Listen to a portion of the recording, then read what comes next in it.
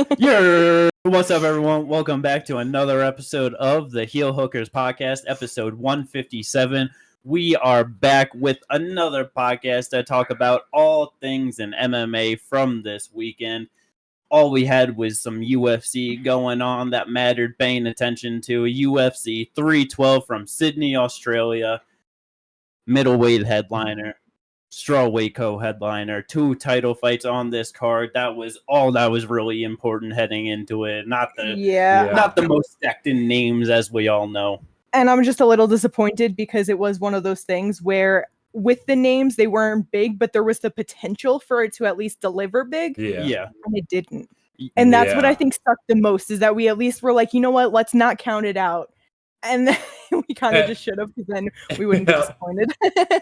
It's kind of one of those things where it is like, don't get your hopes up, because like, yeah, it is. It literally was like an Apex card with a good co-main event and main event. And that's kind of what it ended up being. It sucks, but it is what it is. And that is one of those things where I think a lot of times, I think we sometimes overcorrect from like, the people on Twitter or whatever, the like more casual take of, this card is completely mid or terrible. And then, we're overcorrected to where it's like, well, we've had these cards that look like this, but they've been great. So, and we kind of overcorrect. I love to overcorrect. It's what I do. Same. It's called finding the positive. Yes. Yeah, well, let's go. Maybe we Before didn't we get do that into for all this that. one. Yeah. Like and subscribe if you enjoy the content. Let's go. True. But let's get into it. UFC 312 from Sydney. The main event, as we said, headline with the middleweight UFC title on the line. Dricus du Plessis looking to make his second consecutive middleweight title defense against Sean Strickland in the rematch. And he gets it done. Unanimous decision. 2 judges scored it 50-45. 1 judge gave 1 round to Strickland, 49-46. I was actually pretty surprised going back and seeing, because when I heard that, it was like, okay, like 1 round. I personally assumed it would be the third, because that's what I thought was the most competitive round between the two of them. Was it the fourth? It was the second round, actually. So I think it was, looking at the stats, they were like 2 strikes apart in that one, Dricus outlanding him. Yeah. But either way, there so many different things, going into it, of just wondering how each of them were going to adjust to each other, how they were going to go in. I know for me, one big thing that I was surprised about going in, to start it off right away from Dricus' side, I thought he was going to be way more heavy with the grappling and try to use that as an advantage, and just maybe try and find better opportunities to get better positions and use that as like a path to victory, to just get more control time and just, make the rounds look better for him. No, yeah, because he literally went 1 for 2 on takedowns. Yep. Did not really go for it. Yeah, not at all. Didn't, obviously ended up not needing it at all, but I was a bit surprised that he didn't try for the grappling really in this one. Yeah. No, yeah. I think the biggest thing that I hated about this fight was going into it, I wanted to see who could make the big adjustments. Yep. I assumed that Dricus would win because I figured that he would make the better adjustments and Sean would fight how he fights. But I know Sean made the joke of, I don't get staph, I give it, da-da-da. You know what I mean? But he obviously had fucking staph infection. Yeah. Whether he says it or not, he clearly had staph infection. So with that, it absolutely played like a part in his performance. And you could tell. I said it after round 1, that if he thinks he's going to win the fight by not doing enough because he wants to survive 5 rounds with staph, he's not going to win the fight because he's never going to do enough to win. You know what I mean? Yeah. But so we never get that answer of who actually trained to be better for that. You know what I mean? It obviously worked out for Dricus, but like, yeah, that was the thing that sucked because we never get that answer. And now with this being the second fight and a clear win, it doesn't matter that Sean had staph. You took the fight, and they probably won't fight again unless Sean goes on a good run. Yeah. No, yeah. The thing is, I do think like Dricus did make the bigger adjustments though, because like throughout the fight, I was noticing he wasn't just headhunting. Like obviously that 4th round he was after he broke his nose, but yeah. But literally his like strikes were almost even across the board. 34 to the head, 30 to the body, 35 to the legs. In their first fight, it was 59 to the head, 23 to the body, 17 to the legs. He made a concerted effort to be going to changing up his targets throughout the fight. No, yeah, for sure. I guess what I'm getting at is like, because while we could see that Dricus made the adjustments and like, I figured that he would be the one to do it, just how it would actually have played out, you know, because Sean was obviously not doing as much as he normally would do. Yes. Like he was way more patient than he should have been, because it's like, if he thought he was going to pick it up at round 3 and then start going from there, maybe take over the back half, that's fucking dumb. You should try to take over the first 3 and then let the back half happen, you know? But it's like, because obviously anything can happen throughout the fight. You got your fucking nose busted round 4. What are you supposed to do there? Like, I don't know. Because it's like with that, because you're 100% right. Like that definitely was a big factor, because I thought the kicking game in general of Dricus in this fight was incredibly good. Those question mark kicks that he was throwing up, and just like the head kicks in general that he was throwing at Sean, like. Yeah, he landed a lot of good ones. Yeah, just really getting them, catching him off guard. Sean just trying to, like Ginger always says, of just like that tall man defense of just like, you know, leaning back. Like he was catching him on a lot of that. He was not letting him get away with that. But to your point with the staff, it's like Strickland attempted like 420 strikes total in their first fight. It was like 263 in this one. 160 less strikes across 25 minutes. That's like 6 strikes a minute less that he's throwing, like over time. Like that is such a big difference, especially in a game where it's like Strickland and like his coach recognized it's like death by 1,000 paper cuts. It's like he's constantly throwing it out there to like overwhelm you with the volume, the pressure, the pace, to like where he's slowly winning the rounds and getting it. If you're doing less than what you did by a very significant margin than in the first fight, there's not a fucking shot in hell that you had a chance of winning this fight, even if Dricus fought the same exact fight that he did in the first one. Exactly. No, that's the thing. The Strickland like game plan is essentially the Nick Diaz and Nate Diaz game plan every time. It's death by 1,000 cuts. It is pressure, pace, cardio, and just putting shots on you. It doesn't matter that they're not like the hardest shots. It's defense dialed up by like 1,000. Well, yeah. But no, that's what they do. It's the Max Holloway strategy as well. Like that's what it is, and it's just like if you're unable to get going, then it just is never gonna. It's hard to then get it going later in the fight. Exactly, you have to start that early. Yeah, and like with me, I wasn't trying to take away from Dricus's adjustments or what he did. This is by no means to take away from him, as much as it's just to like point out the disappointment of them having a close fight the first time and wanting to get 2 men at their best and seeing what could happen, to then see this and be like, damn, that absolutely played a factor. Like you can't fucking deny it. You know what I mean? I don't need to hear it from him for people to yell at him that he has excuses. Like you cannot deny it. I will admit that is like one thing that I definitely was thinking was like, I just need this fight to be like very clear. I don't care who wins. I just don't want to hear the whole robbery thing, even though the last one was close. It's not a fucking robbery. People are fucking dumb. But no, I don't need to be hearing that again for another 10 months of robbery. It's like, go back and watch the fight. It's not a fucking robbery. Yeah, but we will not be hearing that with this one. No. Completely undisputed in this one of Dricus coming out with that belt. Bruh, but Sean definitely tough as hell. Oh yeah. Because round 4, as we mentioned, with him getting his nose busted, you watch Dricus just land a nasty elbow that just smushed his nose in. And the way Sean like was grabbing it and kind of like running away, I was like, damn, like this fight might be over. This is bad. He's just resetting it mid-fight. I thought it was a straight right. Oh, was it right? Okay, sorry. I think you're thinking him afterwards chasing with the elbows. I think you're thinking the other fight where there was a broken nose, but we'll get to that later. Oh, I could be. Maybe, but no, and I'm pretty sure it was like the right hand out at distance. My bad. It was him coming in with like an overhand right, as Strickland was doing. Like I've said before, this tall man defense, his hands were down, and just lands perfectly right on the nose, breaks it, and then Strickland, I see him like touching, and I'm like, oh, it's the blood, because the blood was coming out right beside his eye. So I was like, okay, it's got to be, that's what's. No, just literally resetting his nose mid-fight, which is insane. Bro, but the swelling on that by round 5. That shit started getting so fat, because as soon as he started touching it, all I could think of was fucking Robbie Lawler, Rory McDonald too, and like just the shot lands, the nose breaks, and he's like, oh fuck, and then he goes down, and that was it. And then for him to just be like, nope, I'm fixing it. Like, because obviously we can't tell he's fixing it in the moment. It just looked bad, and then it's like, fucking Sean, bro. Yeah.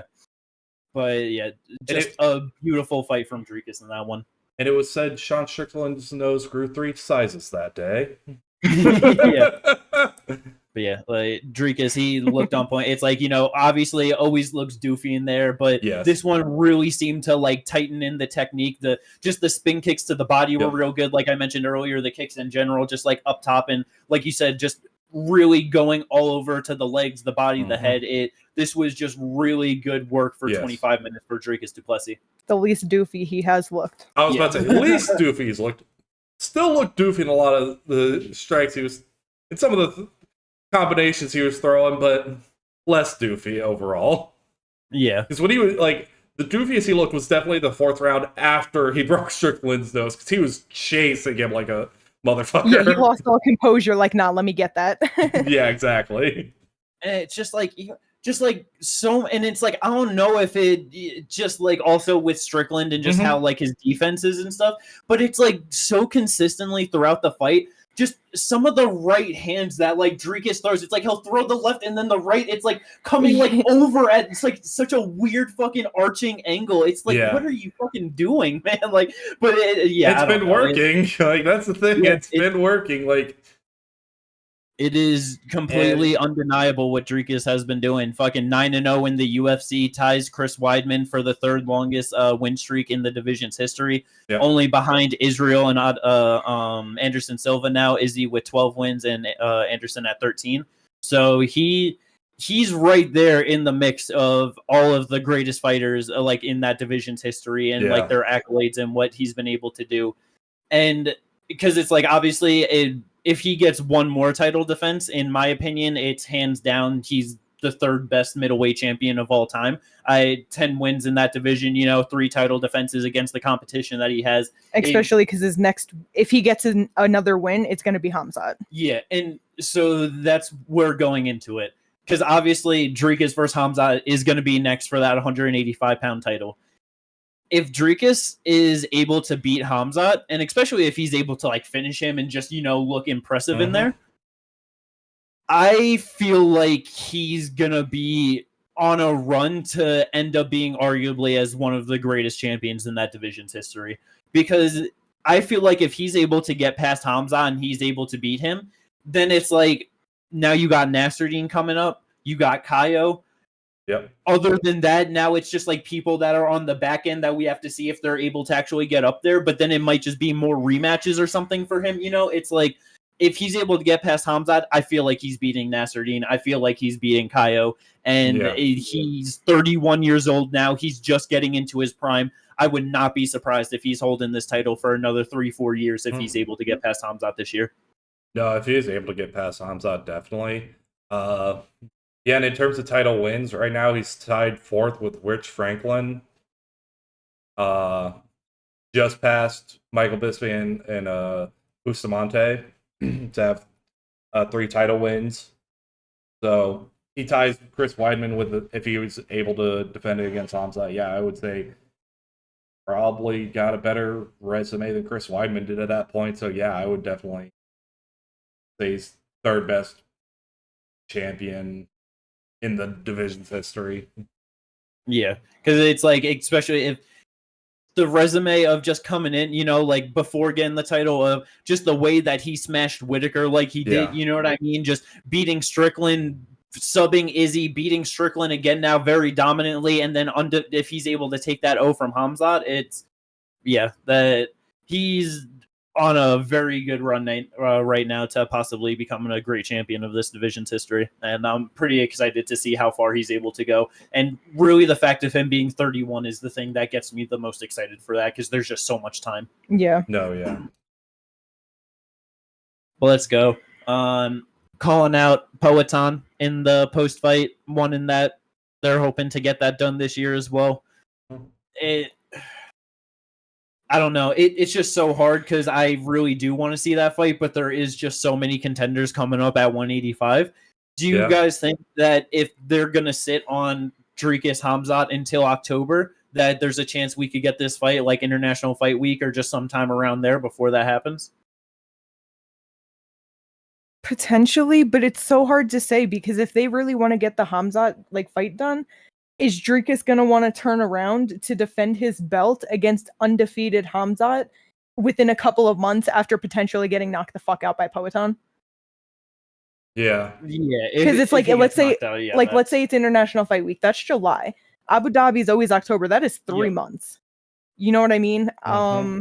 And even if he doesn't get knocked out, that's almost worse because you're telling me that he just went to a 5-round war with Poatan, probably. Unless he's able to take him down, but then he's winning the fight. But you know what I mean? Like, there's obviously factors, there's different things, but it's like, assuming, he gets knocked out or just at least beat up, is he going to want to turn around from a Poatan fight, period, within 3 months? No, yeah. 4 months, maybe. And to be fair, we're also talking about this when Poatan has a fight lined up with Ankalaev in March. We don't know how that fight technically is going to go. Yes, we all think 100%.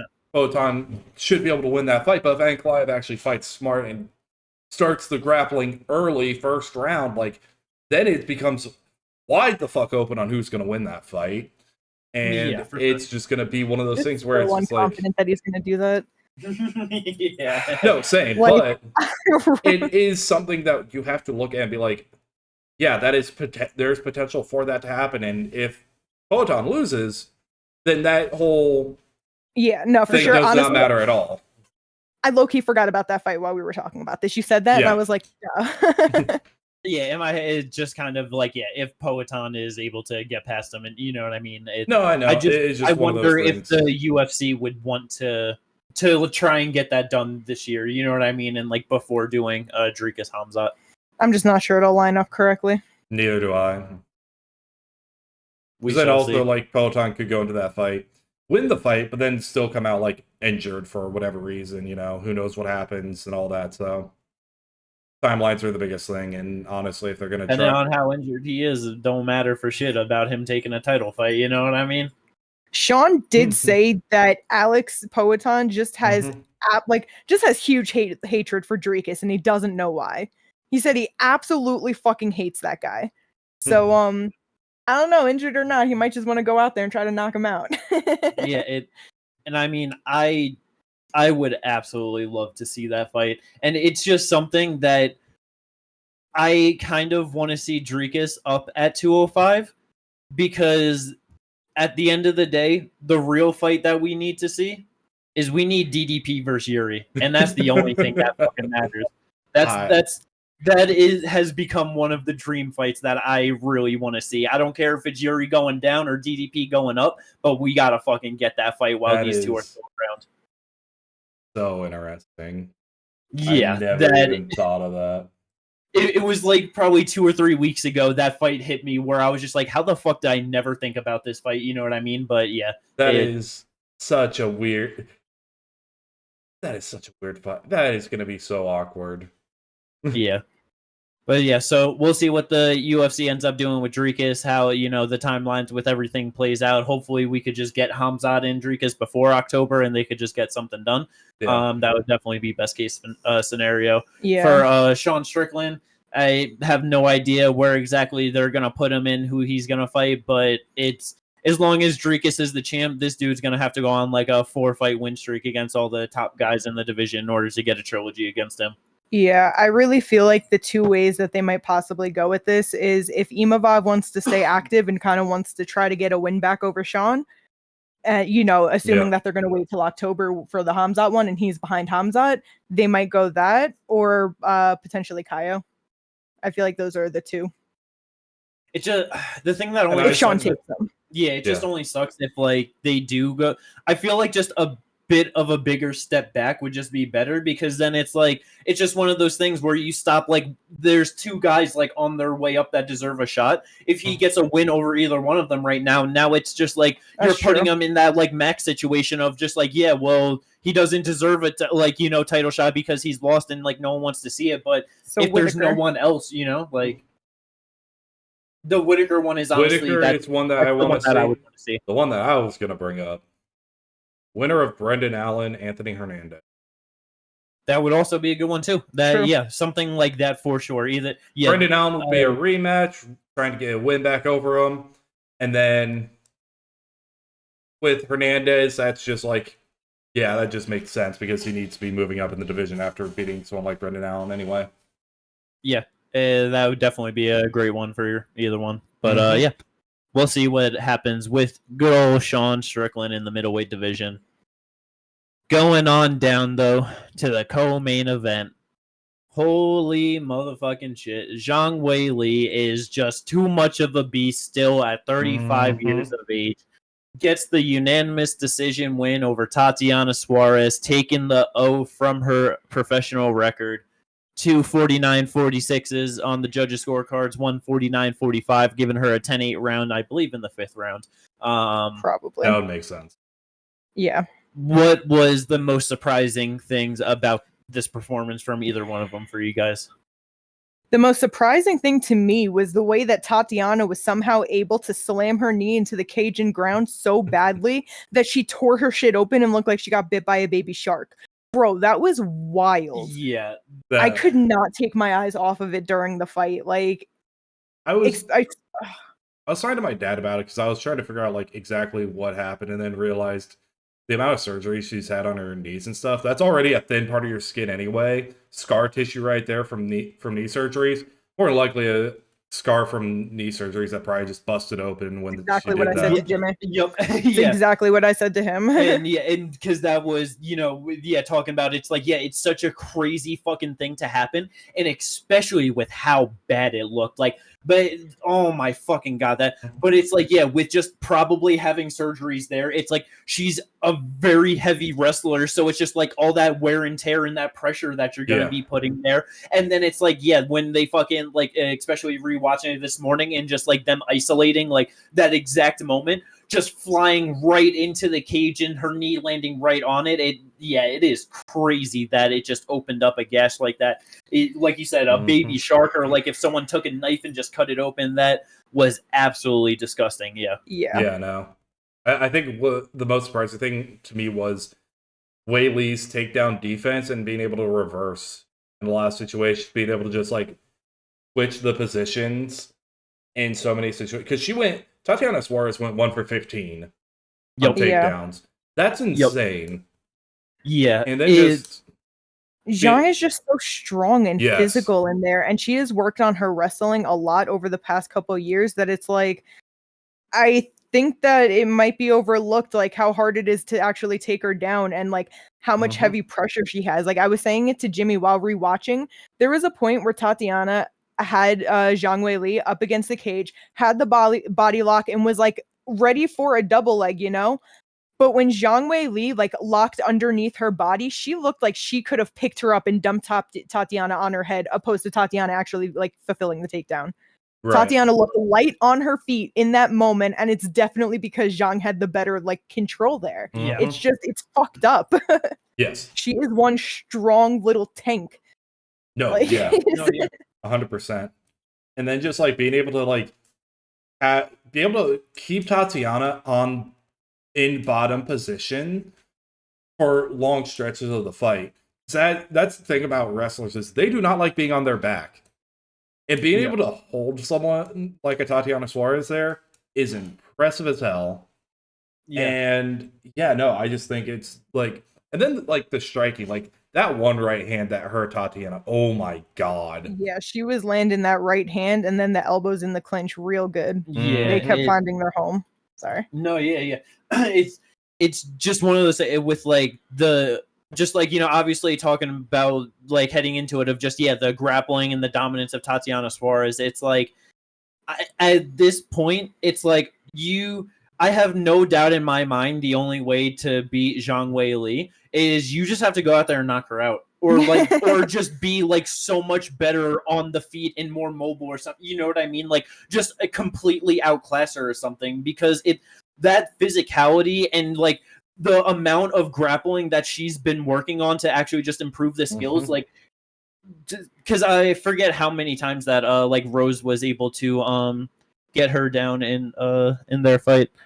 Okay, only 2 times actually, but in the rematch. But it's like just even still, just like Rose was able to score 2 takedowns, across 15 minutes or 25 minutes, and Tatiana was only able to get 1. Also had a total of 7 minutes control time in there. Yeah, like she has just really improved that. That is just there's no women in that division that can use the grappling as a path to victory against Zhang Weili. No. Like every time Tatiana was just trying to engage after round one, because like it was just real good. Zhang going in for the right hand, was able to slip, grab the body lock, took her down. It was just perfect timing and everything. Just was able to get some control time, wasn't able to do a single thing on top. There was 0 ground and pound. There was no real passing of any, you know what I mean? Like just wasn't able to get anything off. And then from there, it was just every exchange. There was just so much denial and pressure from Zhang Weili in every exchange that it's like it just started to gas her right away. And you have to give it to Tatiana of just no matter how tired, how beaten up or anything, to the 4th and 5th round, just pushing forward and still going as much as she could and just trying her best to get something done. Goddamn impressive for her to just show that heart and determination, which I mean, everything she's been through in her career, it for sure makes sense, you know, but it's like, again, Zhang Weili's a beast. If Tatiana couldn't do it, who's doing it in this division? Zhang's just staying the champ until she doesn't want to anymore. She wants to fight Valentina next. Dana is open to the idea. It's the only thing really left for her. Yeah, and then to keep fighting if she fucking wants to. But, you know, it's like... Literally in title fights in the strawweight division, she is just one behind Yona Jacek, like literally 5-6. And honestly, I would say Weili has the better resume in terms of names.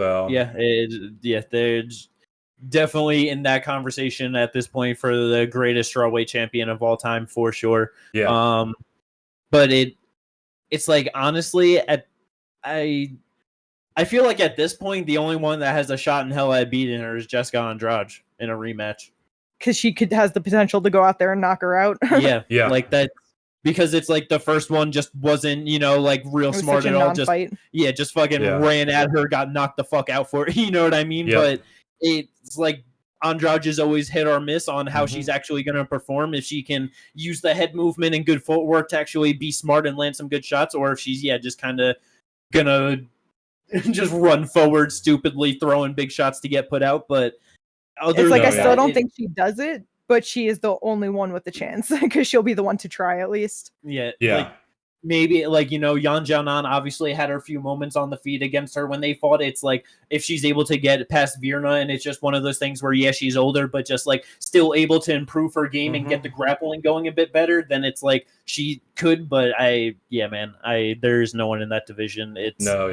And move up to fight Valentina. That's the only thing that's interesting for Zhang Weili. And I was about to say at the moment, like right now, pound for pound, they're number 1 and number 2 in women's pound for pound. Like how often, like it's very few times where we can line something up where we get pound for pound number 1 versus pound for pound number 2. It's so rare that it's able to line up that way. I think like it just works perfectly, and do not miss out on it while we have it. Exactly. Not for real. And then it's like, as for Tatiana, I was talking to Jimmy about it a little bit earlier, but like, where do you think she goes from here? Do you think that she fights again? In like, you know, do you think that she's going to try to get back to the title? Do you think that it's definitely hard because it's one of those things of like all the hype and all the build up over all these years, you know, all the injuries and just how prolonged it's all been, like this being her 11th pro fight, you know what I mean? Like just not having some, like she has a very short and great resume, but not a lengthy and experienced resume that I could easily it kind of being for of like, I put all this time and effort. I've struggled all this. I got to this moment and like I didn't get it. Just move on to something else if she wanted to. Like I would very much understand that. But it's also what kind of saying like the only thing left for Zhang Weili is to really move up and to fight Valentina. She's 35 years old as well. I don't know how much longer Zhang's going to stick around. If there's like any hint that like Zhang might bounce out the division and leave it, then it's like we lose that big star and that real legendary fighter, but now everyone that's left, they're all competitive with each other. It's like now we can have some fun. Like I would love to see what fucking Tatiana Suarez versus Mackenzie Dern looks like. For sure. In that fight, you know what I mean? Like, I was just curious, like how you guys felt, because not that Tatiana should give up on herself. That's not what I mean. But I just mean that it's like she's 34 years old. She has had an incredibly injury prone and just riddled career this far. she had a really rough fight last night that I just wouldn't be surprised if it takes her a while before she gets back in the octagon again. Probably. And she's already 34 years old. Yeah. So it's like, if she gets another injury or she just can't really make it in soon enough, it's like, do you think by 36 she's still going to be trying to, and just one of those where it's like kind of on the Dom Cruz route of you keep getting injured, that's hard for you to make it in. You're only getting older. You're not in your prime anymore. Yep.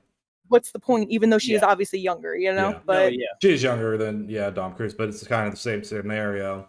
And it is just one of those things where it's like, I feel like it just depends on like what the injuries are. It's like, I feel like if she goes in for another knee surgery, I feel like it probably shouldn't be time, just because it is one of those things where it's just like, what are you gonna do when like, now your knees are basically just gone. You don't have you know what I mean? No, yeah. That's why I was just, but if she could stay healthy, I think it would be fucking awesome to see her just like competing with all the people at the top. Yeah. Yes. And then, it's who knows. And then just one thing, just real quick too, because like you said that she's Zhang Weili was one away from tying Joanna, but she is tied with Joanna for 6. Okay, so it's because it was the page isn't updated. Yeah. Because she beat Jessica, defended it once against Joanna, then lost it, and now has 3 title defenses on her second run. So that'd be getting the title back, and then But yeah, and just saying of like, kind of ending up like Dom Cruz, it really is kind of crazy of starting off her career as the female Habib and now kind of ending up as the female Dom Cruz, but like never getting to that highest point. You know? Yeah. But definitely sucks for Tatiana. It, like I said, it just whatever she wants to do, obviously, just do that and just go all in for it. For her. Yeah. If she's down 100%. to keep on fighting, there is still plenty of women for her to fight for sure. Hell yeah. Oh yeah, 100%. Moving on down the rest of this main card, nowhere near as meaningful or notable as the top 2 fights on it, but we did have some wacky and fun stuff going on. Sure. Tallison Teixeira taking on Justin Tafa in the featured bout. Tallison making his UFC debut, getting a very good spot on this card for that. The only undefeated fighter on this card to keep his O, and he just blasted Tafa 35 seconds into the first round, smacked him with the elbow straight dead to the center of his face, had him Broke fucking his fall. nose. Yeah, that was the elbow I was thinking of. Whoopsies. Yep. Yeah, literally Justin 0 out of 1 strikes. Fucking Tallison 9 out of 10. Fight's done. Yeah, I was surprised to see him go out there and then immediately try and shoot on a takedown. I was just like, okay, like just a wrinkle, you know what I mean? Like that's nice. And then just to the cage, right into the clinch. Done. Like that is easy. I'll say, in my defense from the preview, this man had not shot a takedown in the 2 fights that I saw. He had 1 submission win. It was his professional debut, and it was an inverted triangle armbar. Crazy. But I mean, to be fair, to your, like, from what you said in the preview, you said he does not fight like a big man. Yeah, he didn't fight like he instantly the distance, got a hold of him, and fucking like he did not fight like the taller, longer fighter at all. So you were dead on that. I like that part. I knew was gonna happen. He was eventually gonna try to like pressure and like be in like boxing range. Like that's what he likes to do. He likes being in boxing range, but he likes being in boxing range for someone who's like Tafa's height. Is the thing. Hear me out. I wonder if it's one of those things where it's like, he's long and tall and has this like height advantage and reach advantage. Yeah. But I wonder if he feels like he can really generate power when he's a bit closer rather than just getting those long slappy shots. You know what I mean? Oh yeah, no, I get that. Because it's like he does have a lot of finishes on his record. So I wonder if that's just what it is like he knows that he kind of has to get in there to get some power behind it. Because it's just long. Like how much can you get from being real out at distance and kind of like whoop, whoop, you know? Well, it all depends. And like his last fight against, I forget who was on the Contender Series. Literally the guy was getting out of, was trying to back out of it. And he throws a long right hand, knocks him dead cold.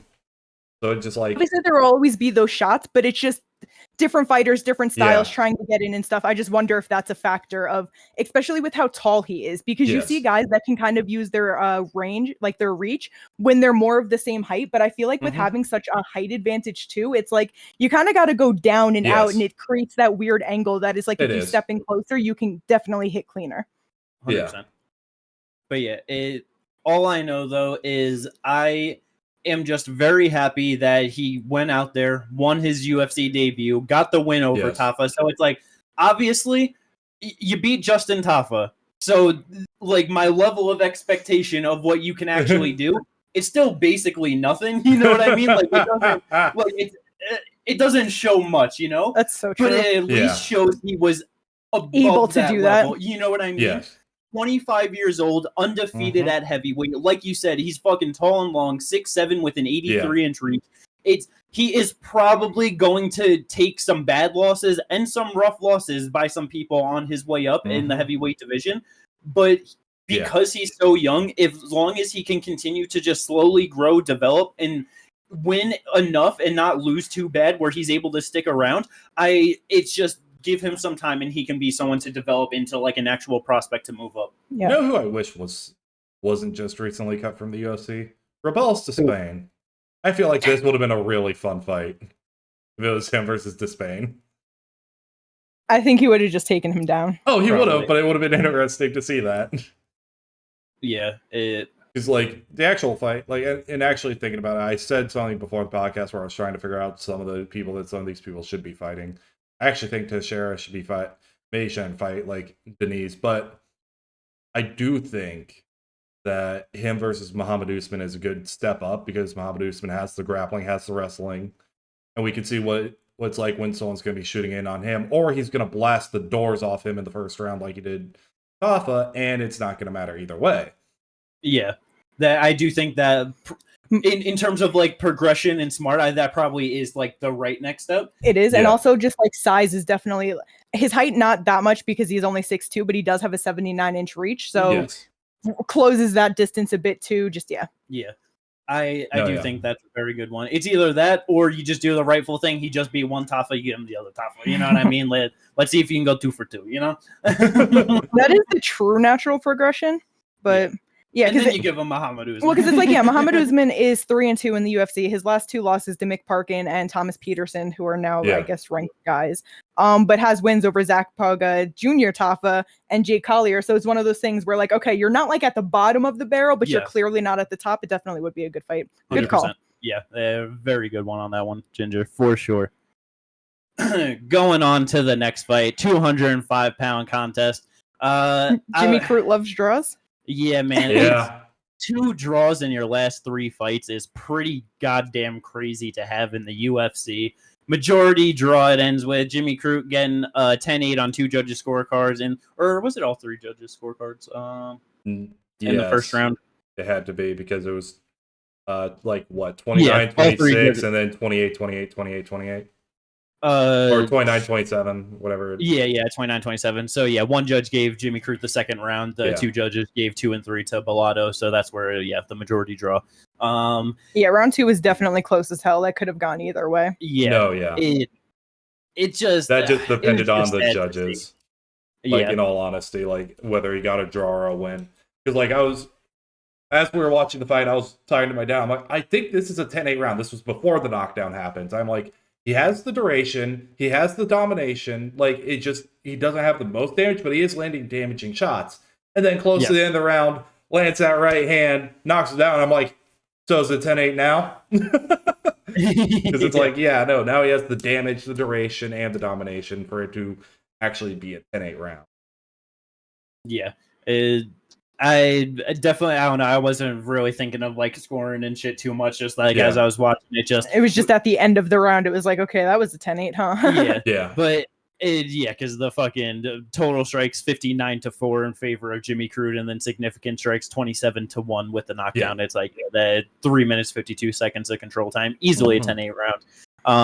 But I was just really hoping for Jimmy Crute to come out here, look good, get the win in the home country, everything. You know what I mean? Just 28 years old, coming back after a bit of a layoff, and then just round 2, just watching it being so close, and it just it's just like, damn, it could have gotten stopped at the end of round 1 if they just wanted to, but they let him go. And then just watching fucking Bellato just start to like land some of the leg kicks, and that start to affect Jimmy, and just it was just, and like Jimmy just started getting tired. It was definitely just sad to see. It just, I mean, the fucking pace that they put on, throwing 95 for Jimmy Crute in round 2, 70 for Bellato round 2, they were definitely going after each other, trying to get it done. But it just sucks for Jimmy, because I know, like, just you, Ginger, bringing it up before the podcast of just kind of like, 3 losses and 2 draws in your last 5 fights in the UFC. Yeah. It's like 4 and 2 in the UFC. 4-4-2 in the UFC. So it's like, I just don't know what they do with him. So, it's one of those things where it's like, the UFC has kind of been cutting people, but we watch them keep certain people, and that generally comes down to how exciting they are. It's like, he's 4-4 and 2 draws. That is as even as you could be. He needs 2 more draws. Holy shit. I don't know who has the most draws in the UFC, but Ginger was like, I don't know how long he keeps them around. Keep him around long enough so he has that record. You know what I mean? Like, just. But anyway, it's like, he's exciting. Yeah. It's like, he had the 2 draws, but they were fun fucking fights at least. You know what I mean? Especially because it's like the first round, he goes hard enough to get the 10-8. He gets finished. He finishes people. I really feel like even though his last 5 is 0-3 and 2, I think they're going to keep him for another fight. Yeah. It's possible. I really don't know. I have no idea. This dude is literally the most even man in the UFC. What the fuck? He has 2 KO wins, 2 KO losses, 2 sub losses, 2 sub wins. What the fuck? And then 2 majority draws. That's awesome. Man, just let him cook for at least 1 more draw. You know what I mean? Just that's how long you got to keep him around for, however long it takes to make that happen. Jesus Christ. This man might actually be the greatest 50-50 fighter of all time. Literally everything is damn near 50-50. And for Bellato, just second fight in the UFC, just won his first one against Teixeira. Gets a draw with Jimmy Crute. Won that one too. We'll see what happens with him, but 29 years old for him as well, so both of them still real young, but just we'll see what happens with old Jimmy boy in that one. Yeah. And then the last fight on the pay-per-view, Jake Matthews taking on Francisco Prado. Nowhere near as bad of a beating as I thought it was going to be. Same. But Jake Matthews clearly winning the unanimous decision over Francisco Prado. Yes. It was round 2 where I forget what shot, but like Matthews landed a good shot that looked like it hurt Prado. And then it just seemed like by that point throughout the fight, Jake just didn't really respect him and what he was doing. So he just started getting a bit more reckless and just trying to really, like, the left hooks he was landing were fucking clean on Prado, but then he just started getting crazier with them. Allowed Francisco to start landing more shots, getting back in there, and so I feel like that if he just kept it clean, kept it, like just being solid and consistent, he probably could have found a better chance to like maybe get him out of there or something, but still just a solid win for him against the 22-year-old in Prado. I just feel bad for Prado because it's like you just said, 22 years old. He's now 1-3 in the UFC, and God in his damn, last, I didn't even fucking realize that. How fast that fucking happens. Too young. Yeah, I was gonna say too young, but also way too tough for his own good. Because these last 2 fights, he took an absolute beating in the both of them. Like, it was a rough fight back to back for him, and just too young to be doing that to himself. So I wouldn't be surprised if he gets cut, but I wouldn't be surprised if we saw him in like 3 or 4 years again. Oh, for sure. I would just go to the region scene. I wouldn't be shocked if they kept him around either, because he's exciting. But it's just like you said, it was like the last 2. It's like between Jake Matthews at 170, Daniel Zellhuber, who's a fucking beast at 155, absorbing 190 significant strikes. It's like you don't need that as a fucking 21, 22-year-old. You know what I mean? And that's in 6 rounds. You know what I mean? These weren't 5-round fights or anything. It's like, I definitely agree that that would probably just be good for him and his development. I agree. I'm just get cut for a little bit. it's just one of those things where I could see them keeping him around for potentially one more fight. Yeah, And then it more all than depends. And then if he, wins that fight, and then it becomes a thing, it just. It's like, bro, just do the use of the law with him. Cut him for a little bit, He was undefeated coming into the UFC. Yes. And now he is 1-3 in the UFC. Yeah. Overall 12-3, which obviously it's not a fucking bad record. You know what I mean? But it's Yeah. like, it's it was like 11-0 coming in. Exactly. It's No, like exactly. And the thing 22 is, years old. Cut him. He can be back by Yeah. 25. Like, and the thing is, we kind of know his level because he's not going to be top 15. Like, his losses are Jamie Malarkey, Daniel Zellhuber, and Jake Matthews. Like, these aren't, like, they're not the worst losses, but like, Jamie Malarkey kind of is, but the other two are 20 years old. It's one of those things. No, Tough I know, fit. I know. It just is one of those things though, where it's like, what do you? short notice because he was supposed to fight Nasser at Hackbrast. Gotcha. So then that's Yeah. when he stepped in, making his debut. Yeah. And then Otman Zaitar is who he beat, and it's like Otman is now. What is it? 2-3 in the UFC. Yeah, there. 3-fight losing streak. Yeah, all by finish. Yep. Yeah. So yeah, we'll see what the UFC does, but I feel like you'll probably be right, Ginger. Let's keep him around for one more to see if he's able to win, and see how that goes. For Jake Matthews, 30 years old, improving a 14-7 in the UFC, 2-fight win streak now, just definitely finding a solid little groove, and see how good he's able to just keep on getting and what he's able to do at 100. I like his call out. I think him versus Neil Magny is a great fight. Yeah, it is a good solid test for him. Well, let's go. That is the pay-per-view UFC 312. On the prelims, we had some solid bouts, some surprising things, some alright things. Ginger, what do you want to get into first on the prelims? I'm surprised you went to me first. I wasn't expecting it. So Gabriel Santos versus Jack Jenkins. All right. In all honesty, like, I was thinking Jack Jenkins was going to come in and win this fight, and he gets a knockdown, going good, and then round 2 gets subbed rear naked choke, and like the first sub attempt, holy shit, that triangle went up quick as hell. Yeah. Gabriel's fucking jiu-jitsu is good. Holy shit. Yeah, he has 5 submission wins. Also, sorry, not round 3 was. Round 3, yeah. But yeah. Yeah. After that first round, it was just like, Gabriel just kind of took control of the fight a little bit.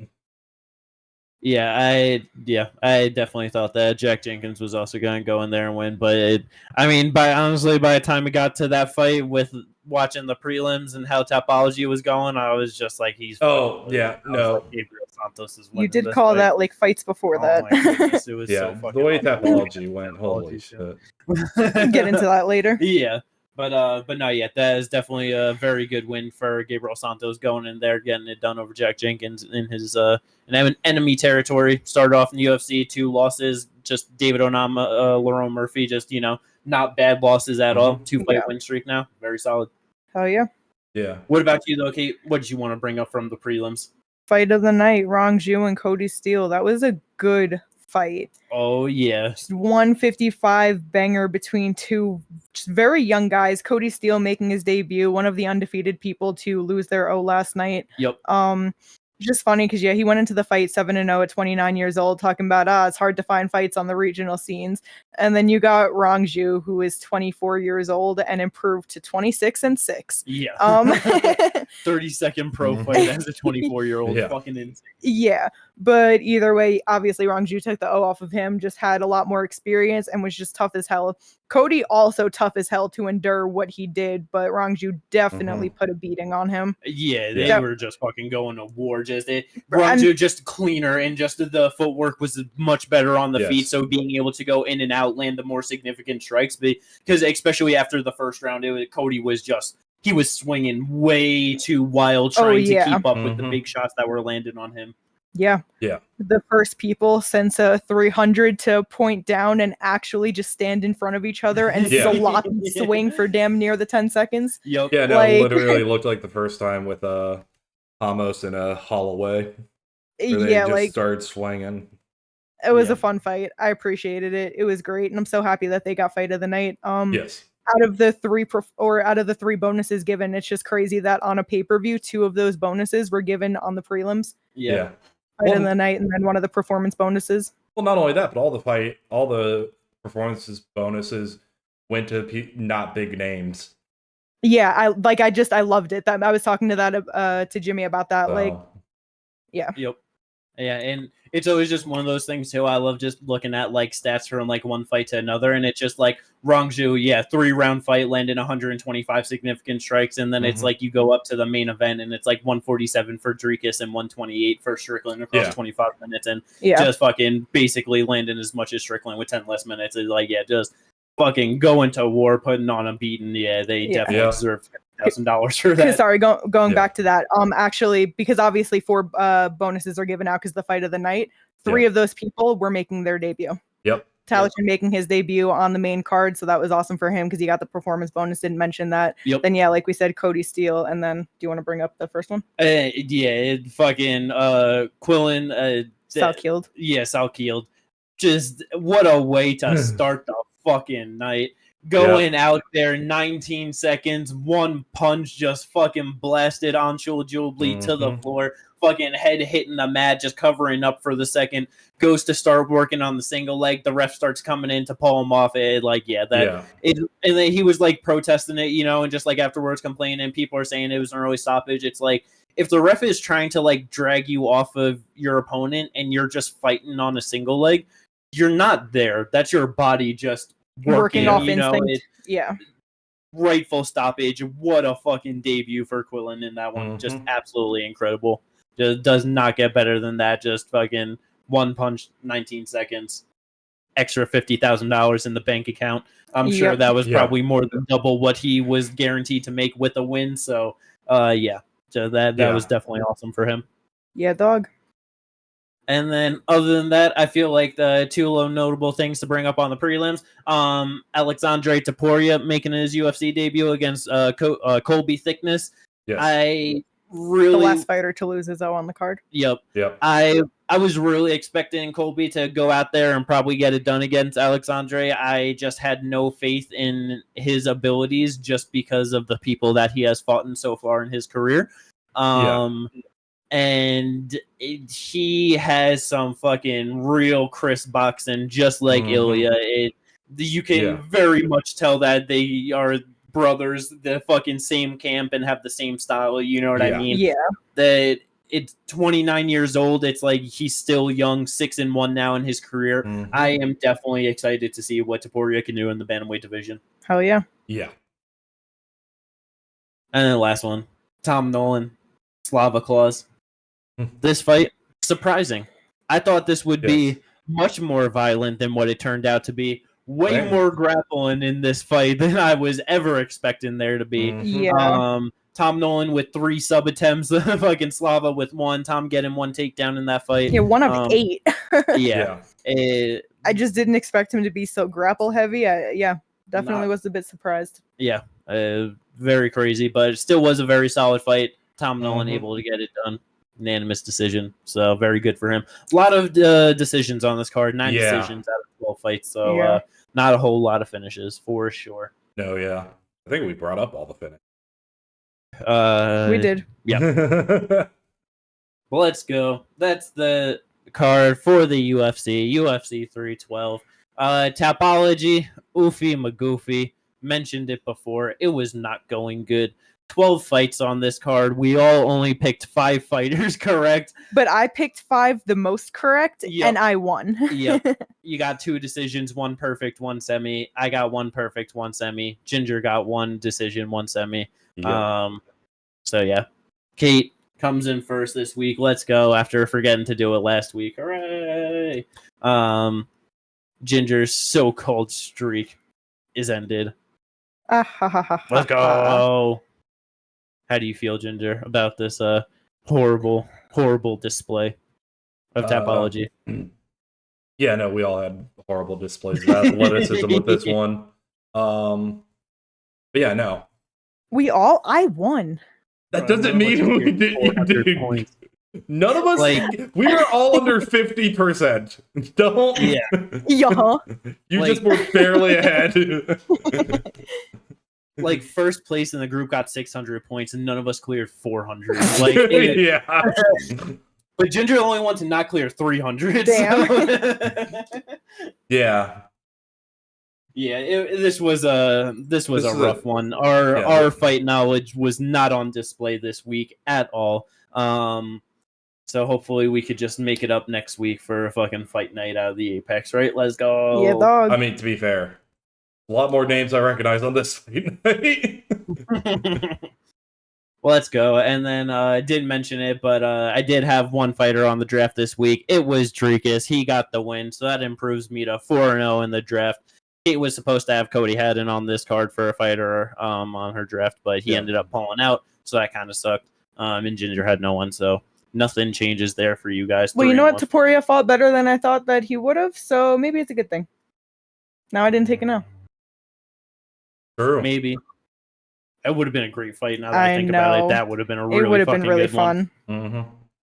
Ah, man. Well, let's go. That is all of the stuff to bring up for this episode of the podcast. I hope everyone enjoyed it. Like and subscribe if you did, and we will catch you on the preview to Jared Cannonier versus RoboCop. Peace out, everyone.